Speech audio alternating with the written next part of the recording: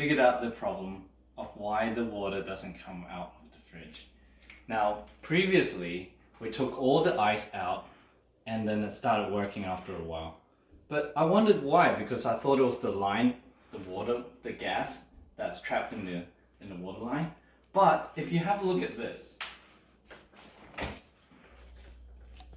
the line that runs through here, look at the temperature.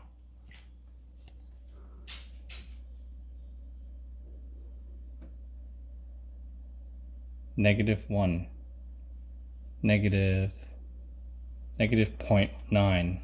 See, that's the problem. Especially when this whole thing is filled with ice. Currently, this is -7 in there. And that's part of the problem. This is just making it that much colder, just that much. So the next test I'm going to do is to reduce the fridge temperature by 1 degree. Raise. Oh no. It keeps going lower. Oh, there we go. Okay, so now my fridge is at 5 degrees.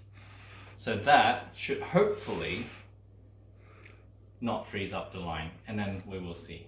I'll come back to you and tell you if that worked.